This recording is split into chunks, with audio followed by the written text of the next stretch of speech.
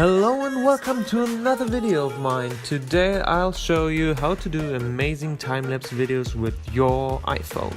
For part 1, doing time-lapse on daytime, the most important thing is that you'll need a tripod.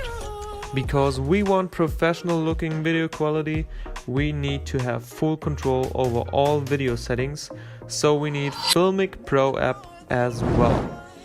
In this menu you can set the interval and frame rate for your time-lapse. Make sure you use the time-lapse option.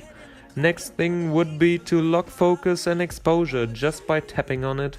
And last but not least, we need to lock the white balance, otherwise your video would change its temperature because of different light situations like shown in this clip.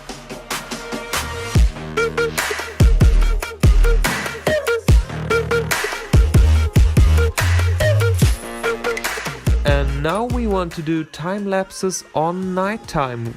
As we all know, iPhone sucks at low light because of its small sensor. But I have the solution to get nice and clean time lapses at night. We need a different app for night lapse, the Rhino Storyteller App.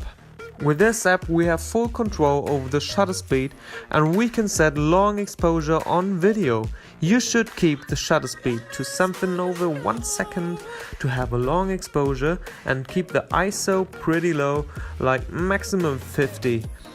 But these settings always depend on the scenario you want to shoot.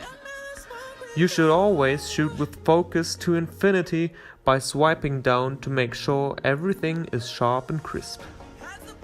After that you can press start and wait for the result.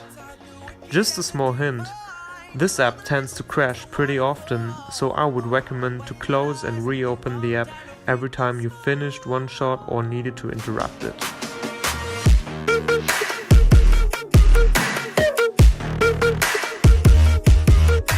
Alright, time for more movement. For the hyperlapse we need a bit more of equipment. We need the DJI Osmo Mobile, and trust me, if you search for a mobile gimbal, choose the Osmo Mobile because it just has the best software. Yes, you need another app, the DJI Go app. So this is a bit tricky now. First of all, you always need to mention the path you will walk while recording. It should be a geometric path like walking straight forward, sideways or circling something. First option is a bit easier. You take your gimbal and press and hold the trigger on the back and then start walking.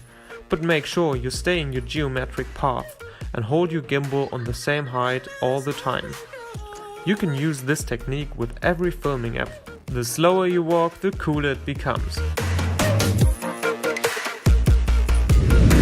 The next option is a bit more difficult, but looks way better in my opinion. Therefore we need the DJI Go app, because within the app we have an active tracking function. Now look at something you want to point at and mark it with the active track. Now the gimbal stays in place to the tracked subject. In my opinion, the best looking shot you can take with this equipment is the circling shot.